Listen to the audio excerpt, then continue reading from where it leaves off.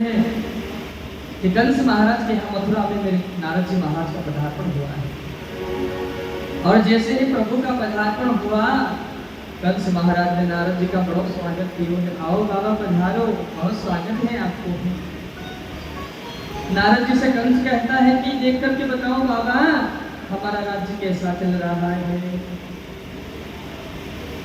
नारद जी ने कहा राज्य तो ठीक चल रहा है, लेकिन तुम ठीक नहीं चल रहे। बोले क्यों? तो तुम एक एक करके जिसको भेज रहे हो, जिनका जो वध कर रहा है, जानते हो वो कौन है? नंद बाबा का बेटा? नंद बाबा का बेटा नहीं है, वही वसुदेव और देवकी का अष्टम पुत्र तुम्हारा काल है। इन्होंने छल से अपने बेटे को गोकुल में नंद बाबा के वहां भेज दिया था। कंस महाराज ने जब बात सुनी तो मन में बड़ा क्रोध हुआ, तलवार लेकर उनका वध करना चाहा। तो नारद जी ने कहा उनका तो बाद में वध कर देना, पहले जो काल बन के घूम रहा है उसका तो उद्धार कर दो। तो कंस महाराज ने एक आपातकालीन मीटिंग बुलाई, उसमें सभी आए हैं, हल कौशल आए हैं, चारों गोष्ठी आए हैं। अब प्रसंग ये रहा कि वृंदावन में जो नंद बाबा हैं, उनके जो पुत्र हैं, उनको यहाँ मथुरा लाया जाए और उनका वध किया जाए। कैसे, क्या प्रयोजन किया जाए? तो हल कौशल ने कहा महाराज, मथुरा में धनुष यज्ञ की शोभा देखने के लिए धनुष यज्ञ का आयोजन कीजिए और शोभा देखने के लिए उनके लालाओं को बुलवाया जाए। जब यहाँ आएंगे हम उनके साथ मल्ल युद्ध करेंगे और युद्ध में हम उनका वध कर देंगे। तो बोले ऐसे व्यक्ति को भेजा जाए कि जिनके ऊपर सभी ब्रजवासी विश्वास करते हो। ऐसे कौन है? बोले अक्रूर जी महाराज। अक्रूर जी महाराज से कहा महाराज आप पधारो। कहा? बोले आनंद दुंदुभी के द्वार। मैं आपको पूर्व बताया था ना कि कंस महाराज ने आनंद दुंदुभी बोल करके संबोधित किया है नंद बाबा को। ये प्रसंग यही उल्लेख आया है। आप जाइए आनंद दुंदुभी के द्वार। जब उनके वहां पर आनंद का प्राकट्य हुआ है और दुंदुभियां बजने लगी, तब नाम हुआ है आनंद दुंदुभी। उनके दो पुत्र हैं, उनको धनुष यज्ञ की शोभा देखने के लाए। अक्रूर जी महाराज बड़े प्रसन्न हुए हैं। विधाता से मन ही मन में विधाता को धन्यवाद देते हैं। हे विधाता, सबसे पहले मथुरा नगरी से भगवान के दर्शन करने को सौभाग्य आपने हमको दियो दिखाते। बड़े कृपालु हो नाथ आप, जो जिन अवसर आपने हमको प्रदान किए, बड़े प्रसन्न हो रहे हैं। अक्रूर जी महाराज जाने लगे तो अक्रूर जी महाराज से कंस ने कहा जब जाओ तो हमारा रथ लेकर के जाइयो महाराज। हमारी गाड़ी से जाओगे, जल्दी जाओ तो जल्दी आ जाओ। रथ को तैयार किए हैं, रात रथ लेकर के अक्रूर बाबा प्रस्थान किए हैं। मथुरा से जो वृंदावन की दूरी है ना, जानते हो कितनी है? 10 किलोमीटर की। कितनी है? अब 10 किलोमीटर पैदल जाओगे तो कितना समय लगेगा? और गाड़ी से जाओगे तो हाँ? अब रथ लेकर के बाबा निकले हैं, लेकिन सुबह से शाम हो गई है बाबा को पहुंचते मथुरा से वृंदावन जाते जाते नहीं। उसका कारण वर्णन किया है कि अक्रूर बाबा रथ में जैसे विराजमान हुए, रथ लेकर के प्रस्थान किए हैं अक्रूर जी महाराज। उनके मन में जो भाव है वो प्रभु कैसे दिखेंगे, कैसा उनका स्वरूप है, वो मुझे क्या बोलेंगे, मैं उनसे क्या कहूँगा। उन भगवान का ध्यान कर रहे हैं और ध्यान करते करते अक्रूर बाबा की समाधि लग जाती है। और जब समाधि लगती है अक्रूर जी महाराज की, तो रथ के घोड़े वो कहीं हरी हरी घास करने लग जाते, कहीं जलपान करने लग जाए, कहीं खड़े रहने लग जाए, जिस कारण संध्या काल का समय हो गया था। अब जैसे संध्या काल का समय, गोधूली बेला का समय, कृष्ण और बलराम अपने सखान के साथ गैया चला करके लेकर के आ रहे हैं। तो प्रभु का स्वरूप ऐसा लग रहा है कि जब गोविंद चल रहे हैं और गैया की खुर से उड़ी हुई धूल भगवान के केशों पर लगी हुई है, तो मानो ऐसा लग रहा है जैसे माता यशोदा ने गोविंद को दुष्प्रकार किया है। तो गोविंद के केशों में माता यशोदा ने मोती पिरोए हो। गोविंद के घुंघराले केश जब हिल रहे हैं तो ऐसा लग रहा है मानो गोविंद का पुट्ठा कर रहे हो केश। गोविंद जब चल रहे हैं अपने कर कमलों से बंसी बजा रहे हैं तो मानो ऐसा लग रहा है जैसे गोविंद उस बंसी के चरणों की सेवा कर रहे हैं। जब धीरे धीरे प्रभु उस बंसी में फूंक मार रहे हैं और प्रभु की छोटी छोटी दंतावलियों के दर्शन होते हैं, ओष्ठ के बीच में जब दंतावलियां दिखती है तो मानो ऐसा लग रहा है कि जैसे लालिमा के बीच में प्रकाश सूर्य चंद्रमा सुशोभित हो रहा है। ऐसा सुंदर प्रभु का स्वरूप है। गोविंद के सखा गोविंद के साथ चल करके आ रहे हैं, वर्णन कर रहे हैं।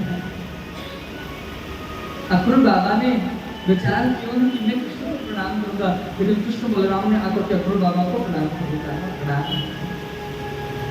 अक्रूर जी महाराज ने बेटा आप हमको जानते हो? करेगा हाँ, मैया और बाबा हमेशा आपकी बातें करते हैं। यहाँ पर कृष्ण बलराम ने पूछा काका श्री घर में सब कुशल मंगल तो है? तो अक्रूर बाबा कहते हैं गोविंद जिस प्रकार 32 दांतों के मध्य जिह्वा को हाल है वैसे हमारा हाल है। ये दांत और जिह्वा दोनों एक साथ रहती है लेकिन दोनों में कभी बनती नहीं है। कभी आप भोजन कर रहे हैं और गलती से दांत के बीच में जीवान आ जाए तो दांत क्या करते हैं? काटते हैं। दोनों साथ रहते लेकिन फिर भी वो काट लेते हैं। इन दोनों में 36 का बना हुआ है। कभी बीच में जीवान आ जाए तो दांत काट दे। और कभी कभी ऐसा भी आपने देखा होगा कि मुंह में सब दांत हो और एक दांत गिर जाता है ना, तो ये जीवान पूरे मुख में घूम करके वहीं आके रुकी जहाँ दांत नहीं है। कभी ये ऐसा करते हैं? जानते हो क्यों आते हो? वो दौड़ के वहीं आकर के रुकती जहाँ दांत नहीं और आकर के पूछती भाई साहब घूमने गए हैं क्या? सुना सुना लग रहा है, कब तक आएंगे? दोनों साथ रहते हैं लेकिन दोनों में तो किसका बना? यहाँ पर अक्रूर जी महाराज कह रहे कि गोविंद क्या बताएं लाला हम आपको, जिस प्रकार 32 दांतों के मध्य जिह्वा को हाल है ऐसा हमारा हाल है। कन्हैया ने कहा काका जी हम आपके साथ आएंगे, कंस का उद्धार करेंगे, लेकिन चलने की ताई आज्ञा आप मैया और बाबा के भी मांग रही हो। शाम के समय अक्रूर जी महाराज का नंद बाबा का संवाद होता है। पूछा बाबा आगमन कैसे हुआ है? इस समय माता यशोदा गोविंद को अपने हाथों से माखन मिश्री का भोग लगा रही। तो अक्रूर बाबा ने कहा महाराज कंस महाराज ने धनुष यज्ञ की शोभा देखने के लिए आपके दोनों लालाओं को मंगवाया है। बस यही बात सुनी है माता यशोदा ने हाथ का ग्रास हाथ में रख लिया, लाला को अपने हृदय से लगा। बेटा लाला तुम्हें कुछ छोड़ के मत जाइए। तो नैया ने कहा मैया मैं तेरे ही तो पास हूँ, मैं कहाँ जा रहा हूँ?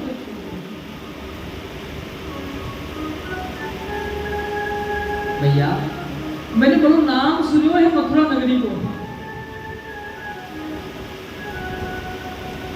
मैं आज मैंने बड़ो नाम सुनो है, मैं भी चाहूंगा भैया मैं देख करके आऊंगा मथुरा नगरी कैसी है। आज जाऊंगा लौट करके आ जाऊंगा, परसों तक लौट आऊंगा भैया। लेकिन माता यशोदा ने लाला हृदय से गोविंद को मना कर दिया जाने से। सो गोविंद ने कहा कि माता भैया आज हम जान गए हैं, अगर हम आपके बेटा होते तो आप हमको जरूर मथुरा नगरी जाने देते। लेकिन हमारे सखा इत्यादि हमको बहुत सच कहते थे कि लाला करैया तो नंद बाबा को और यशोदा मैया को बेटा नहीं है, तो ये तो माखन के बदले में अन्न के बदले में लिए हैं। अगर तू इन्हीं को लाना हो तो भैया तो देख तेरी मैया गोरी है, तेरे बाबा भी गोरे हैं और तेरा रंग कैसो है, ठाकुर जी का रंग कैसा है? काला नहीं, काले रंग में भी बेस्ट क्वालिटी का कलर था कन्हैया का। हाँ, उस काले रंग में भी बेस्ट क्वालिटी होती है ना, उस रंग के कन्हैया के माता यशोदा ने कहा विचार क्यों, कहा कहेंगे लोग कि बाबा गोरे मैया गोरी और वो जाके कारो जायो ललना। तो मैया ने कहा क्यों, रोज रगड़ रगड़ के दिलाए, रोज रगड़ रगड़ के दिलाए, रोज रगड़ रगड़ के दिलाए। अब कालापन तो छूट गया लेकिन आज भी सांवलापन तो रह गया। मतलब तो 2-4 साल और मैया यशोदा के पास रहते तो गोरे हो जाते ठाकुर। कन्हैया कहते हैं कि भैया हमें उनकी बात पर विश्वास नहीं किया, अब मन आज लग रहा है कि सच में मैं तेरा बेटा नहीं है। ये बात सुनी तो माता यशोदा ने लाला को अपने हृदय से लगा लिया है और रात्रि भर संवाद भगवान श्री कृष्ण माता यशोदा का हुआ है। अर्धरात्रि के समय में ठाकुर जी ने देखा क्या कि माता यशोदा एक खंबे से सर लगा करके बैठी है। सो मेरे ठाकुर जी आए, माता यशोदा को लेकर के अपने आसन पर सुलाए हैं। अब समय ये बात पूरे ब्रजमंडल में फैल गई है कि एक ब्रजवासी आयो है, एक परदेसी आयो है हमारे ठाकुर जी को लिवाने की आई है। तो सब ब्रजवासी ठाकुर जी विधाता से प्रार्थना करते कि हे विधाता कि सजन सखारे जाएंगे, मेरे नैन मरेंगे रोए, विधि न ऐसी रेन कर जो भोर कबो न हो। आज सवेरा हो जाएगा तो हमारे प्राण वल्लभ भगवान हमसे दूर हो जाएंगे। इस रात्रि को इतनी लंबी बना दे कि कभी सवेरा ही नहीं हो, हमारे भगवान हमें छोड़ कर ही न जाए।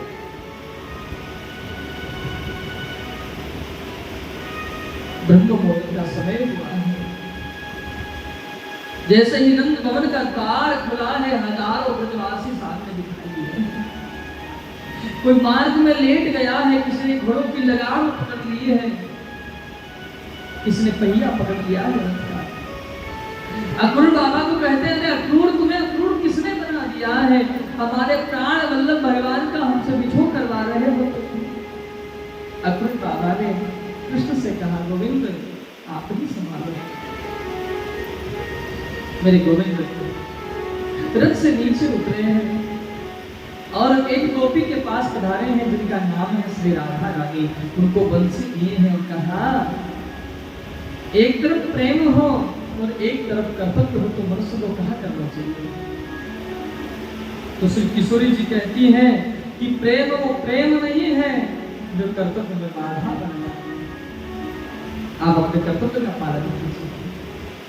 और गोविंद कहते कि ये बंसी मैंने जब जब बजाई है तब तब आप सब आए हो, आज से ये बंसी मैं आपको समर्पित कर रहा हूँ।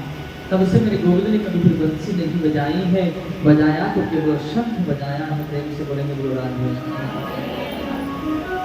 अच्छा ईमानदारी से बोले थे, ईमानदारी से बोले गुरु कंस महाराज की सब की बात है। ईमानदारी की बात आ गई तो फिर हमारे चाहे हमारे दृष्टि में देवता हो या देवते, ईमानदारी तो ईमानदारी है। थोड़ा सा सावधान रहना, कितना थोड़ा सा। हनुमान जी जा रहे थे लंका, तब उनसे कहा था कि थोड़ा सा काम है। बोले क्या करना है? माता जानकी की सुध लेकर जाना बस। जामवान जी से पूछा कितना काम करना है? बोले थोड़ा सा। अब वो थोड़े से में इतना कर आए, घर जला के जाए। तो आपको भी कितना ध्यान रखना है? बस थोड़े से के हिसाब से आपको कथा सुनना है। प्रेम से बोलेंगे बोला।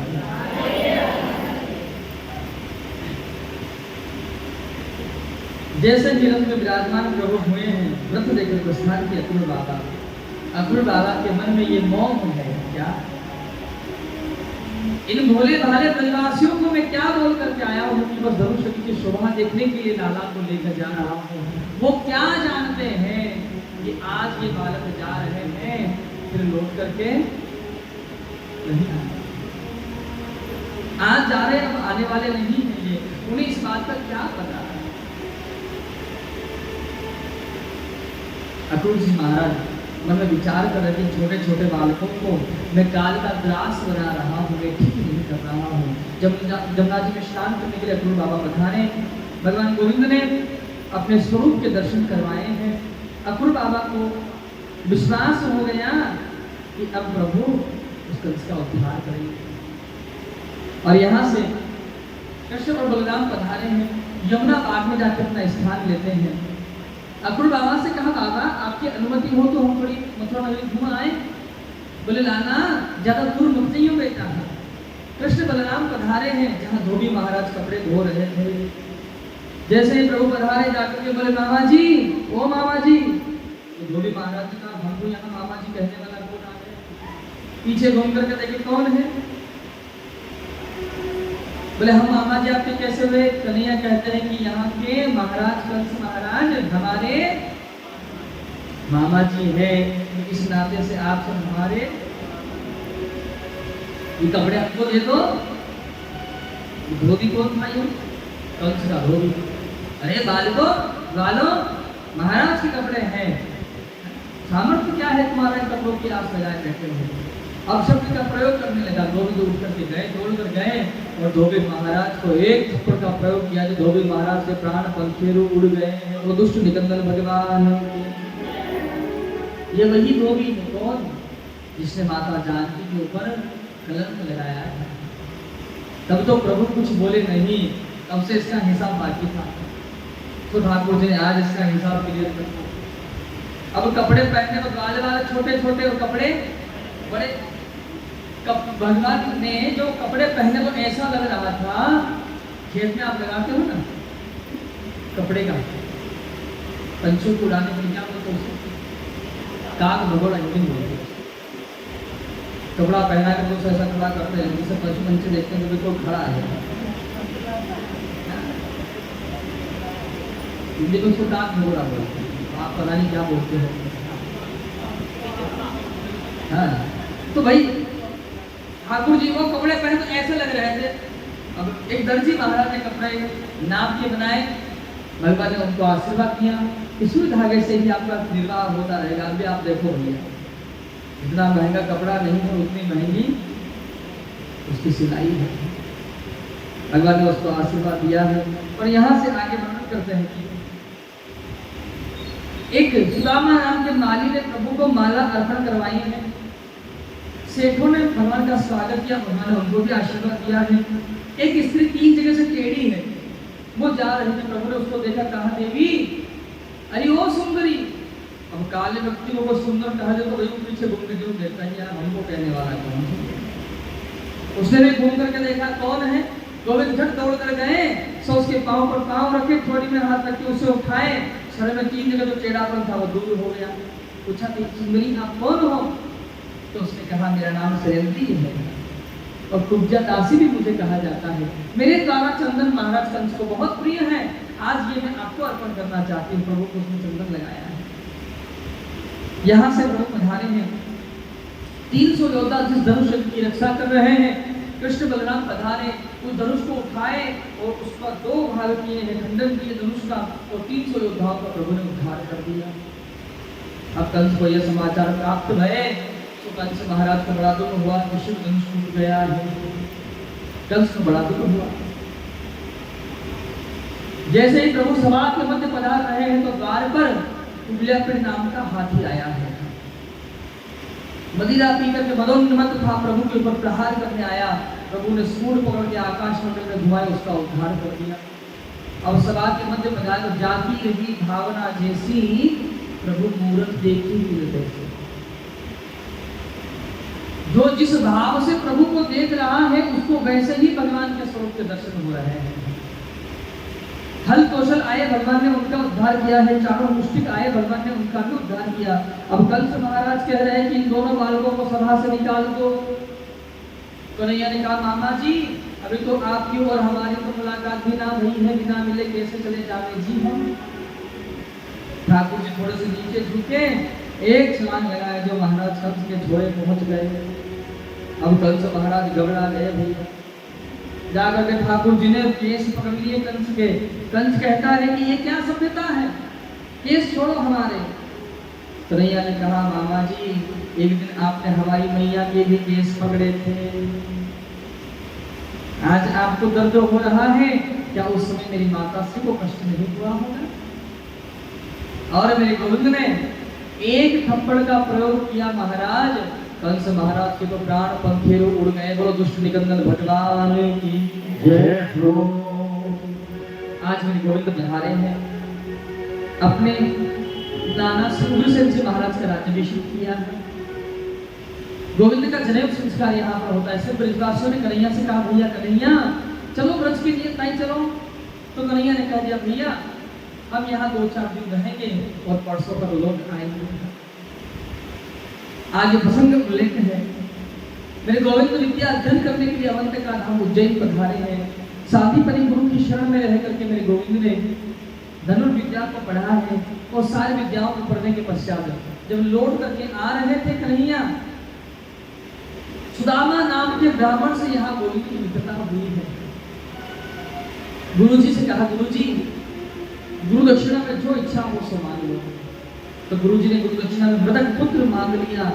सो गुरु जी को मृतक पुत्र ला करके प्रदान किए और वहां से लौट करके मेरे गोविंद पधारे हैं मथुरा नगरी। एक दिन की बात है,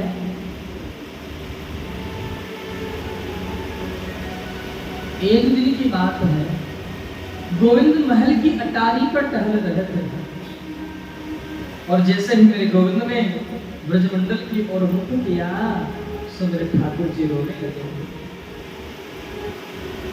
जब मेरे ठाकुर जी रो रहे हैं, इधर उद्धव जी महाराज आए हैं। उद्धव कौन है? ध्यान दीजिएगा, गुरु श्री बृहस्पति जी महाराज के शिष्य हैं उद्धव जी महाराज। और उद्धव जी महाराज भगवान श्री गोविंद के सखा भी हैं और मंत्री भी हैं।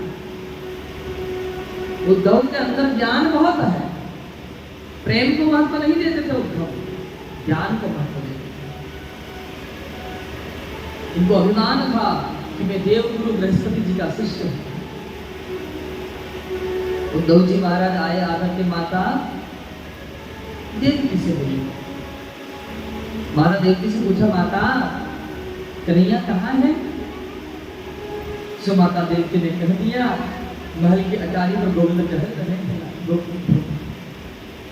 जैसे ही उद्धव जी महाराज गए, जाकर के देखते हैं तो क्या देखते हैं कि मेरे गोविंद ब्रजमंडल की ओर मुख किए हैं और रो रहे हैं श्री कृष्ण।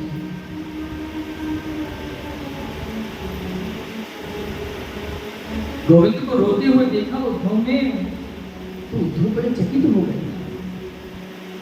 दुनिया के लोग रोते हैं, समझ में आता है कि दुख के कारण रोते हैं, लेकिन परब्रह्म भगवान रो रहा है।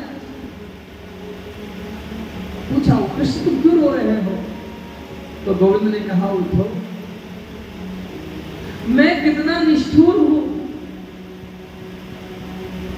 मैं जब अपने ब्रज से आ रहा था ना, मेरी मैया, मेरे बाबा, मेरे मित्र, मेरे सखा, सबने मुझसे पूछा, भैया कब तक आओगे?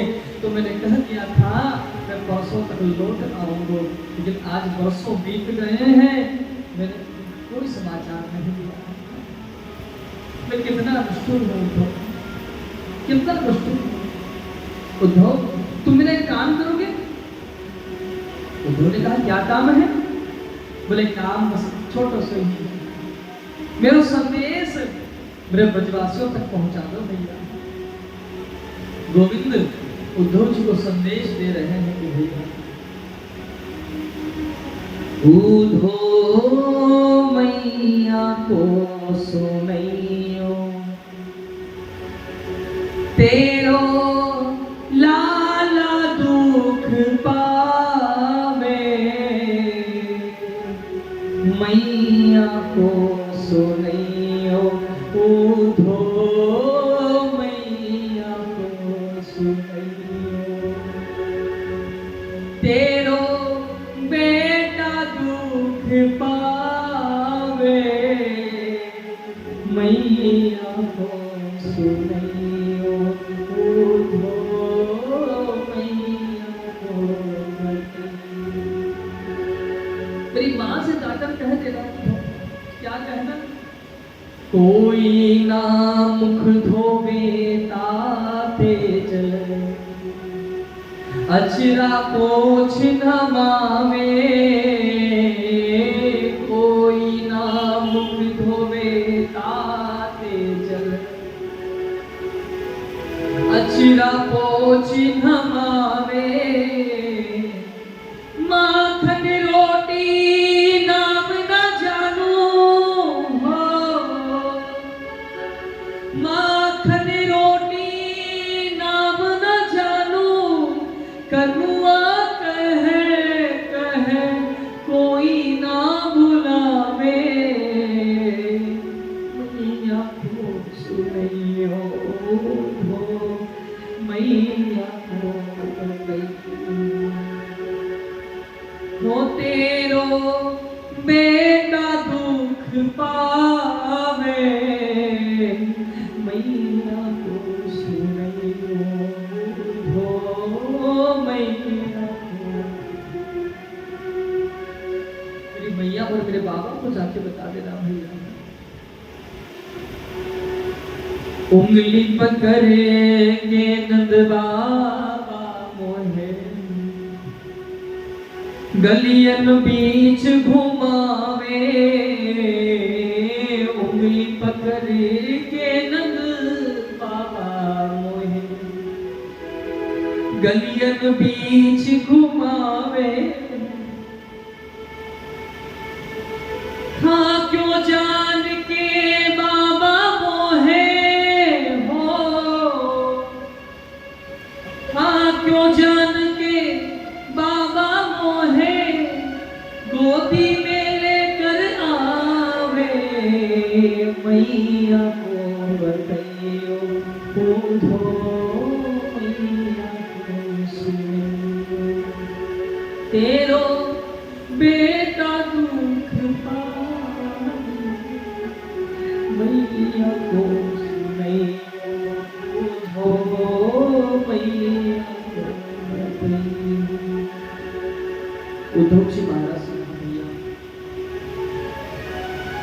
जाकर के बताना, मेरी मैया को मेरे बाबा को बताना, उद्धव यहाँ सब कुछ है, कृष्ण कहते हैं मथुरा में मुझे जरा सी भी किसी बात की कोई दुख नहीं है, सब बड़ा आनंद है। सुबह स्नान का समय होता है तो गर्म जल भर कर रख दिया जाता है, मुंह धोने के लिए जल भर के दे दिया जाता है, लेकिन कभी तो मुझे अपने हाथों से हिलाता नहीं है, मैंने कभी अपने हाथों से अपना मुख नहीं धोया है, हमेशा मेरी मां मेरा मुख धुलाती थी, मैंने कभी अपने हाथों से भोजन नहीं किया हो तो खाल संस्कृत के सामने आ जाता है, लेकिन कोई खिलाने वाला नहीं। मैं जब अपने घर पे मेरी माता यशोदा, अगर मैं एक समय भोजन नहीं करता तो मेरी माता अपने हाथ में माखन रोटी लेकर के वन में आ जाती कि आज मेरे बेटा ने भोजन नहीं किया। यहाँ व्यंजन बहुत है लेकिन वो हाथों से कोई खिलाने वाला नहीं है। आनंद सुख बहुत है लेकिन मुझे मेरे बाबा और मेरी मैया की बहुत याद आती है।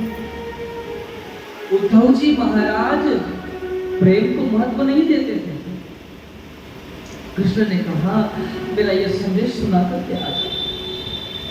उद्धव जी महाराज जैसे ही संदेश लेकर के जाने लगे, कृष्ण ने उन्हें रोका और कृष्ण ने उनको रोक के कहा उद्धव तुम ऐसे ही जाओगे तो तुम्हारी बात को कोई मानने वाला नहीं है। क्यों? क्योंकि उनको मानेंगे नहीं कि मैंने तुम्हें भेजा है। मेरे गोविंद ने अपने मोर माथे से मोर पंख निकाला है मुकुट से और उद्धव के माथे पर धारण करवाया और कहा इसको देखेंगे तो मेरे ब्रजवासी मान जाएंगे कि तुमको मैंने भेजा है। उद्धव जी महाराज जैसे ही प्रस्थान किए हैं, मथुरा से वृंदावन के लिए प्रस्थान किए, संत श्री बिंदु जी महाराज अपने भाव को व्यक्त कर रहे हैं। बड़ा सुंदर भाव लिखा है।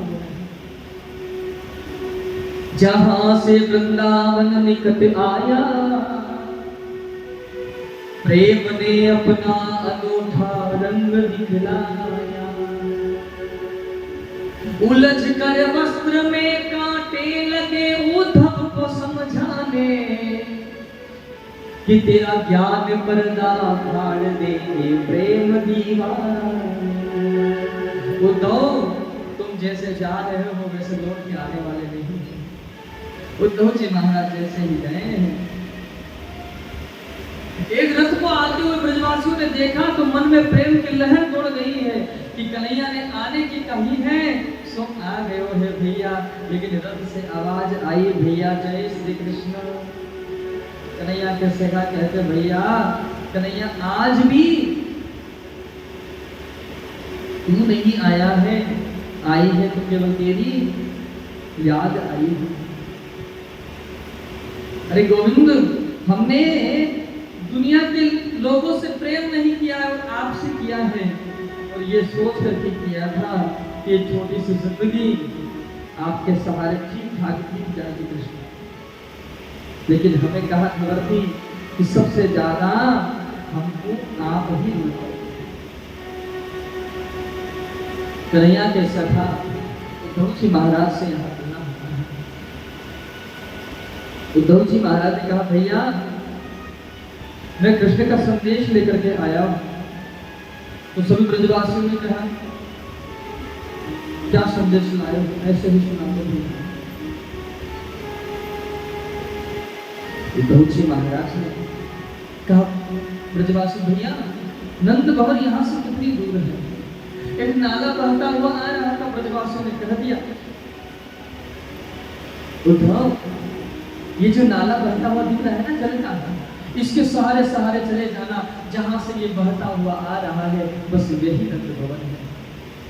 उद्धव ने कहा क्यों भैया ये नंद भवन कोई नदी के किनारे बसा हुआ है, नाले के किनारे बसा है? बोले नहीं उद्धव, जब हम सब ब्रजवासियों को उस कृष्ण की याद आती है, गोविंद की याद आती है, सब हम सब ब्रजवासी एक जगह नंद भवन में इकट्ठे होकर के उस कृष्ण के लिए कुछ आंसू बहा देते हैं कि जो जल बह करके आ रहा है हमारे आंसू है सब।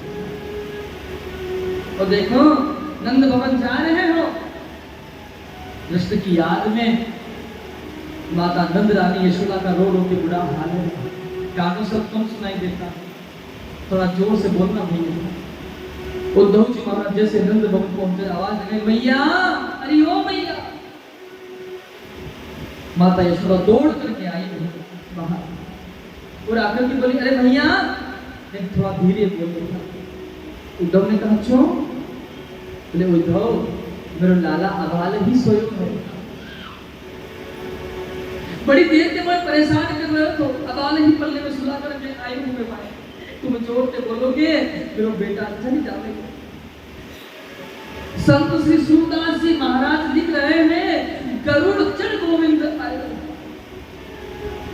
भगवान गरुड़ पर विराजमान होकर के आए हैं, कहीं ऐसा ना हो तो अंदर जाकर के देख ले और मेरे माता का वचन मिथ्या हो जाए। गोविंद गरुड़ पर विराजमान होकर के पधारे हैं माता के वचन को पूर्ण करने के लिए। उद्धव जी महाराज पधारे हैं जहां समस्त गोपियां हैं। सब गोपियां श्री राधा रानी को अपना संदेश सुना रही थी।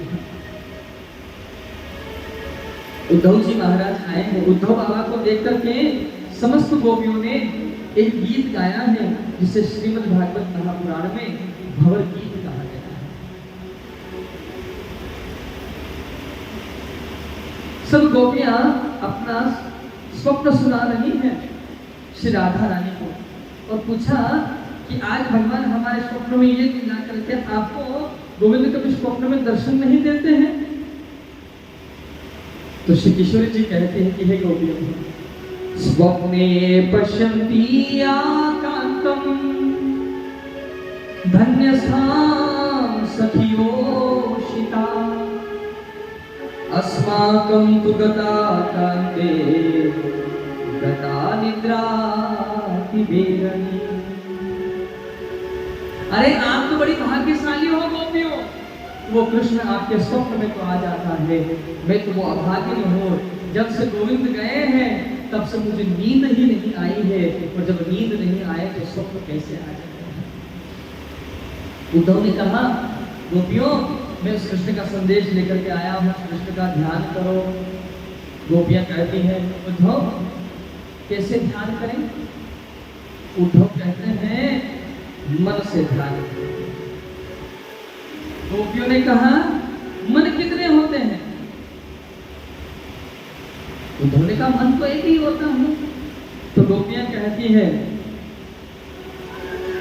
कि उद्धव मन ना रहे 10-20, एक हूँ तो सो गयो शाम संग, अब को आराधे ईस, उद्धो मन ना रहे 10-20। और कहते हैं गोपियां कि गोपियों, तुम तो सखा श्याम सुंदर के सकल योग के ईस, उद्धो मन ना रहे 10-20। तुम तो सखा हो कृष्ण के उद्धव, तुम तो सकल ग्रंथों को जानने वाले हो, तुम ज्ञानवान हो, लेकिन तुम क्या जानो? तुम क्या जानो कोई क्या जाने, मेरे और मोहन की बातें ये वो जाने या मैं। वो तो वही जानता है और मैं जानती हूँ उसका मेरा प्रेम कैसा है। उद्धव ने कहा गोपियों, वो परब्रह्म है, उस भगवान का ध्यान करो, वो परमात्मा है, भगवान है। गोपियों ने कहा अरे उद्धव, वो भगवान तुम्हारे लिए हो सकता है, अरे हमारे लिए तो हमारे कन्हैया है वो। गोपियां कहती है कि उद्धव तुम्हारे लिए परमात्मा हो सकता है वो, लेकिन हमारे यहाँ माखन चुराते फिरता था, तुम्हारे लिए भगवान हो सकता है। हमारे यहाँ हमारी डांट खाई है उसने, हम जब डंडा दिखाते थे तो वो थर-थर कांपने लग जाता था। वो तुम्हारे लिए भगवान हो सकता है, हमारे लिए भगवान नहीं, हमारे लिए वो कन्हैया है। और तुम्हें क्या बताएं वो तो एक बार की बात है कि धूरी धरे अंग सोहत शाम जो, केसी बनी सिर चुनर चोटी, खेलत खात फिरे अंगना, पग पे जनी बाजत मेरी गछोटी, वाछवी को रस खान विरोकत, कीरत करत कला निधि कोटी, वाकाग के भाग कहाँ कहिए, जो हाथ से ले गयो माखन रोटी। एक बार कन्हैया माखन रोटी लेकर के हाथ में खा रहे थे खड़े खड़े, सो कौवा आया और हाथ से रोटी लेकर के उड़ गया। अब कन्हैया तो वही रोने लगा। अगर वो भगवान होता तो रोता क्यों? हाँ, तुम्हारे लिए भगवान हो सकता है, लेकिन हमारे लिए भगवान नहीं, हमारे लिए हमारा कन्हैया है। ऊधो सूधो हे चलियो, सुन गोपियन के बोल, ज्ञान बजाई डुमडुमी और प्रेम बजायो ढोल। ज्ञान धरा का धरा रह गया, प्रेम का प्रादुर्भाव हो गया। 7 महीने तक उद्धव जी महाराज यहाँ ब्रज में निवास किए हैं और आइए बड़े भाव के साथ में एक पद का गान करेंगे, उसके पश्चात आगे की का समय जो है बड़ी तीव्र गति से पहुंचेगा। एक तू जो मिला सारी दुनिया मिली,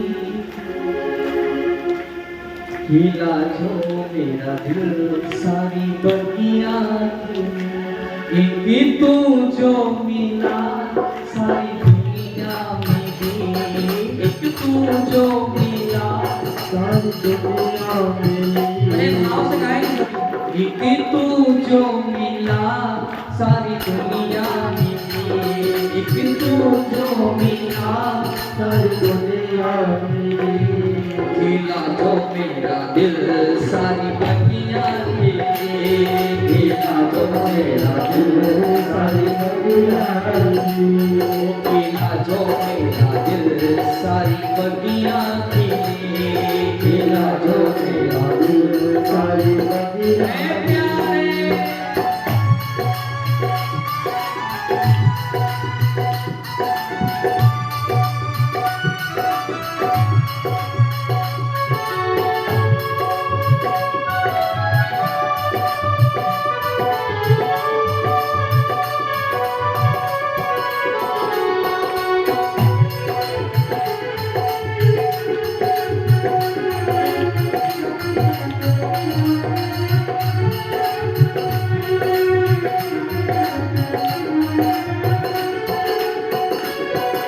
कभी जो न बिछड़े वो साथी होंगे, तू मेरा है दिया तेरी बाती हूँ मैं। जो कभी न मिले वो साथी होंगे, तू मेरा है दिया और बाती हूँ मैं। जो जलाया जले और बुझाए बुझे, जो जलाया जले और बुझाए बुझे। खिला जो मेरा दिल सारी दुनिया मिली, खिला जो मेरा दिल सारी दुनिया मिली। एक तू जो मिला सारी दुनिया मिली, एक तू जो मिला सारी दुनिया मिली। खिला जो मेरा दिल सारी दुनिया मिली, खिला जो मेरा दिल सारी दुनिया मिली।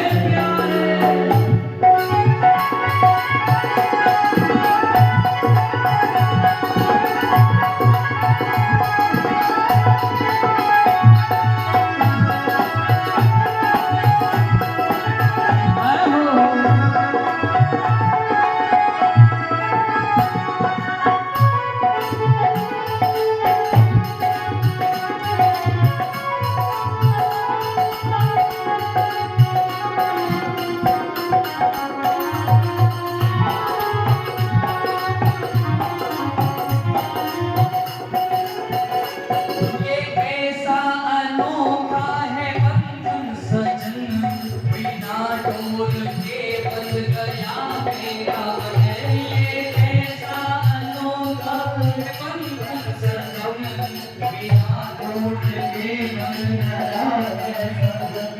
ये कैसा अनोखा है बंधन सजन। बिना टोर के बंद गया मेरा मन।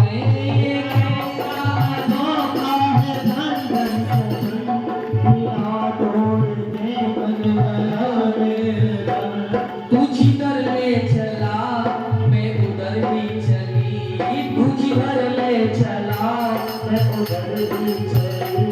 बिना टोर के सारी बंदियां मिली, बिना टोर के दिल सारी